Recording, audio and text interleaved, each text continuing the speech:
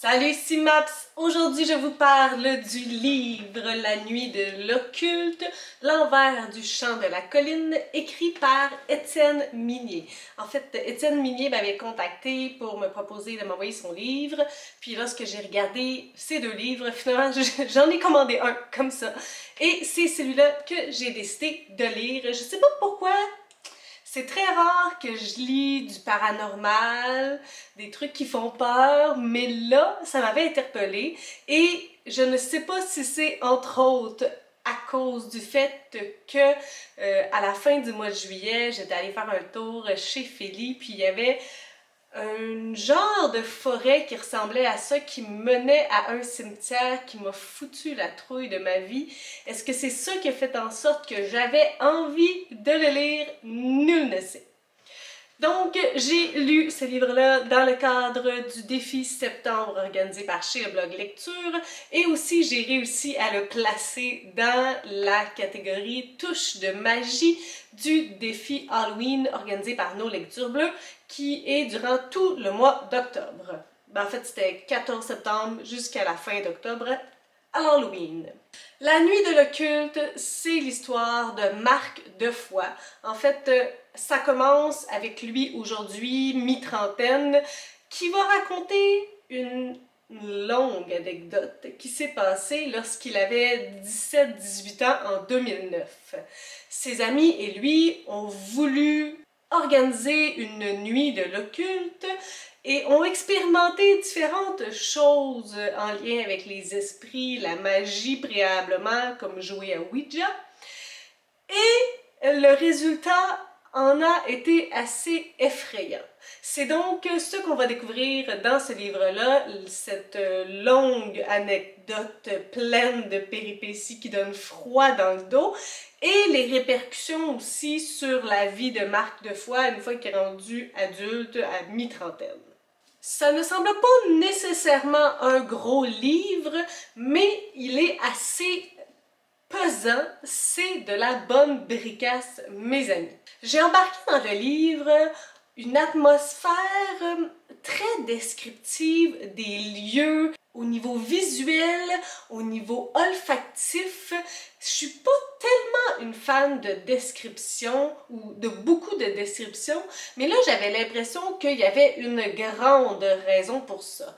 On nous explique le chant de la colline, comment il est, l'ambiance qu'on y retrouve, les différents objets de la nature qui sont sur ce chant de la colline et l'envers du chant de la colline qui est beaucoup plus mystérieux et épeurant.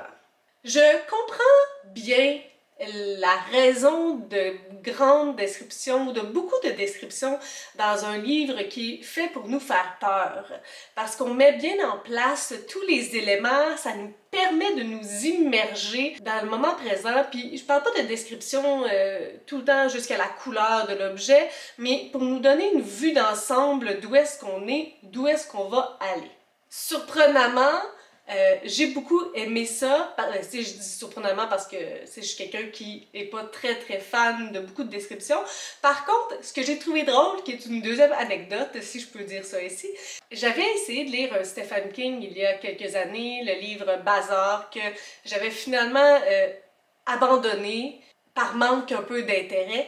Et Étienne Minier, l'auteur, m'a écrit justement sur la critique, sur la vidéo de ce livre-là. Et j'ai compris beaucoup de choses parce que je me souviens encore de l'émotion que j'ai vécue à la lecture de ce livre-là. C'était très campé, très posé, ça allait doucement, puis c'est ça qui fait en sorte que l'ambiance spooky, le côté épeurant peut sortir, se mettre en vie lorsque tout est placé doucement puis que ça avance lentement. J'ai donc ressenti la parenté entre les deux univers. En fait, l'univers un peu de l'horreur, de la peur. Du paranormal aussi. Stephen King fait ça aussi parfois. Vous voyez comme moi je connais mon King. Donc, je vous disais qu'il y avait beaucoup de descriptions des éléments, des lieux, de l'action qui se déroule. J'ai aussi trouvé qu'il y avait beaucoup de descriptions dans les dialogues. Là, par contre, j'ai trouvé qu'on aurait pu en mettre un petit peu moins. Ça aurait ajouté de la subtilité dans les conversations entre les personnages. C'était pas super dérangeant, puis je trouve qu'au fur et à mesure que le livre avançait, il y en avait de moins en moins d'explications de comment le personnage se sent exactement ou quelle intention directement il a voulu dire, mais j'ai trouvé qu'au niveau dialogue, ça avait un petit peu moins raison d'être. Ouais, si on peut peut-être terminer avec cette branche-là, c'est parce que parfois j'essaie de mettre mes idées dans des cases, puis il y a des idées qui vont dans plusieurs cases. Lorsque Marc va raconter son histoire à différentes personnes, il y a comme un retour dans le temps. Et une chose que j'aurais aimé qu'il soit un petit peu plus clair, c'est est-ce que le ton était celui de Marc qui raconte à ses invités, où on voulait vraiment retourner dans la perspective de Marc, 17 ans, qui a vécu ces événements-là paranormaux. Je trouve que ça faisait une différence dans le choix de mots et dans l'explication des événements. Si on le lit de la perspective de Marc, 17 ans, ça aurait été plus impulsif, je crois, parce qu'il n'y aurait pas eu autant d'analyse psychologique. C'est pour ça que j'étais pas certaine, parce qu'à certains endroits, on était vraiment dans l'émotion pure du personnage qui le vit au moment même, alors qu'à d'autres endroits, j'avais vraiment l'impression qu'on était beaucoup plus dans Marc qui raconte son histoire de il y a plusieurs années. Puis j'aurais aimé ça être davantage certaine dans quelle perspective qu'on voulait nous le raconter. D'ailleurs, il y a certains passages où le protagoniste nous parle. Un exemple, vous savez de quoi je veux parler, mais est-ce qu'il dit ça à nous ou il dit ça à son auditoire? Donc ça aurait peut-être clarifié des petites choses comme ça. Mais c'est des détails parce que je les ai vus, là. C'est tout. Parlons maintenant du personnage de Marc Defoy, qui est le personnage principal. Il y en a d'autres aussi qui vont graviter autour de lui, entre autres ses parents qu'on va voir très peu, mais ils sont là quand même. Mais surtout sa gang d'amis, ses chums et ses copines qui vont graviter autour de lui tout au long du processus de l'organisation de la Nuit de l'Occulte. Je me suis beaucoup attachée à ce personnage-là. J'ai trouvé que oui, il y avait beaucoup de réflexions de sa part, il nous expliquait très en détail certaines choses, mais ça nous donnait d'un autre côté accès à sa personne, à toutes les subtilités de son âme. C'est un personnage qui m'est devenu attachant au fur et à mesure du livre. J'avais l'impression de le connaître énormément, vu qu'on avait accès à ses pensées et qu'il était vraiment généreux. J'ai pu découvrir un personnage sensible, un personnage qui va découvrir l'amour, qui va se sentir complètement submergé par des manifestations dont il ne comprend pas tout à fait l'existence, des grandes situations de peur où il doit interagir avec les autres lorsque tout le monde est un peu mal à l'aise, lorsque ça pourrait être un peu de sa faute aussi. Donc j'ai eu l'impression qu'on avait vraiment accès à toutes les différentes couleurs de ce personnage-là et je me suis, comme je vous disais déjà, très attachée à ce personnage-là. Les autres personnages autour, il y a eu un bel effort pour nous les différencier. Par contre, il n'y avait pas énormément d'implications tout au long du livre. Ils étaient là, certainement, mais c'était pas leurs actions individuelles qui faisaient en sorte que je me serais attachée à l'un des personnages plus qu'à l'autre. Par contre, la belle Julia, ben, c'est sûr qu'on l'a vu à travers les yeux de Marc, mais je comprends tout à fait, c'est une personne douce, une personnalité que j'ai vraiment aimé lire, même si au final elle avait pas beaucoup d'action, elle était pas au centre de l'attention, mais j'ai trouvé sa présence tellement douce et délicate. Maintenant, parlons de l'action, parlons de l'histoire, parlons de le contenu de tout ça. Vous savez, moi je suis une personne d'émotion. Même si parfois je peux trouver des petites choses, des petits détails qui me plaisent moins personnellement, ou certaines choses que j'aurais peut-être imaginées autrement, peu importe, si je finis un livre avec une quelconque émotion, c'est gagné. Ce livre-là a une histoire ma foi, très directrice. Donc, c'est clair au départ. Il va nous raconter son histoire, les différents événements magiques qu'ils ont essayés, paranormaux. Et ça va s'en aller jusqu'à la nuit de l'occulte. C'est là le point final. Qu'est-ce qui va se passer entre-temps? Reste à voir, mais on sait que ça s'en va par là. On ne sait pas comment ça va finir, mais ça s'en va par là. C'est un élément que j'aime beaucoup lorsqu'il y a des lignes directrices claires. J'étais donc comblée. Ce que j'aimais aussi, c'est que on vit des choses, on vit de grandes choses lorsqu'il y a des éléments paranormaux, des manifestations magiques. Je ne sais pas si j'utilise les bons termes, je suis quelqu'un qui a toujours été intriguée par ça, mais probablement trop peureuse pour aller plus loin que ça. Il n'y a pas pire poule mouillée que moi au monde. J'ai peur de ma propre ombre. Si quelqu'un me fait un saut, je sursaute à chaque fois. Si quelqu'un me dit qu'il va me faire un saut, je sursaute à chaque fois. Donc c'est sûr que je suis un bon public pour faire peur, mais je suis pas un public qui accepte souvent de me faire peur. Donc c'était quand même une des premières lectures très spooky que j'ai lues.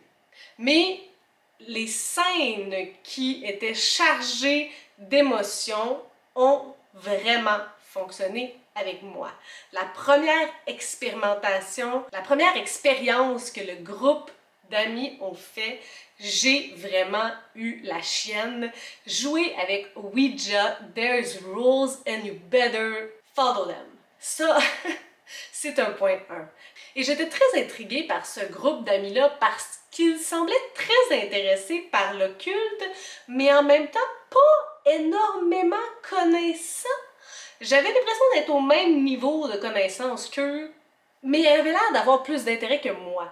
Donc j'aurais peut-être aimé, rétrospectivement en train d'y penser là, à savoir s'ils avaient déjà essayé autre chose ou si ça les avait toujours intéressés de manière générale, puis là, c'était la première fois qu'ils expérimentaient quelque chose pour vrai.